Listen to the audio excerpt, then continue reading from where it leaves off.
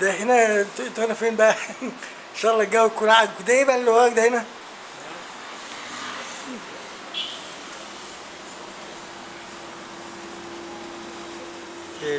الميريلاند. دي الميريلاند. احنا حاسة في مصر الجديدة.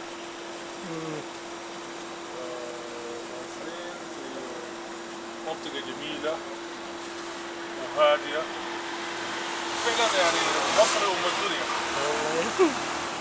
لأن يعني كل الكلام اللي سمعناه عنها ناس ومشاكل ما شفناش حاجة. الحمد لله. والأمن ما شاء الله مستتب والظروف كويسة. حسنا اليوم السادس لنا في القاهرة. مشينا الدكتور ان شاء الله. عندنا مواعيد وإن شاء الله عمليتنا هتكون يوم الأحد، وإن شاء الله يعني ربنا يقوم لنا الوالد بالسلامة. ان شاء الله. ونجيكم تاني في مصر في فسحة. دايما هنكون في انتظاركم ان شاء الله. يا الله. ادي دي ده شارع ايه؟ ده شارع نهرو. شارع نهرو. شارع نهرو. احنا في شارع نهرو خلف حديقة ميريلاند. كان طبعا جميل. وادي الحاج طبعا هنا. الحاج قاعد بقى ايه مريح كده. ربنا يديله الصحة. ايوه يا حاج. اهلا وسهلا.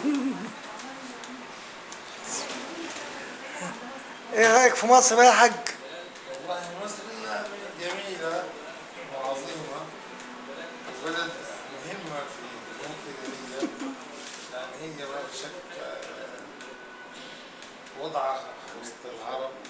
دايما مصر كل عربي بيلجأ لمصر، كل دولة عربية بتلجأ لمصر، كلهم بيحاولوا يعملوا علاقات كويسة في مصر.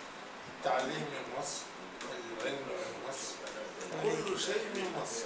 انت لما تشوف الدول العربية اللي حوالينا كلها بمصر بتكون بدور في الصناعة وفي الزراعة وفي الدراسة في الدول، يعني الدراسة في دول الخليج، قدام المدرسين قدام الدكاترة قدام كله كده وسائل التغنية. وبالتالي مصر يعني مصر كفاية انها مذكورة في القرآن. اهلا بيكم دايما يا حاج في مصر.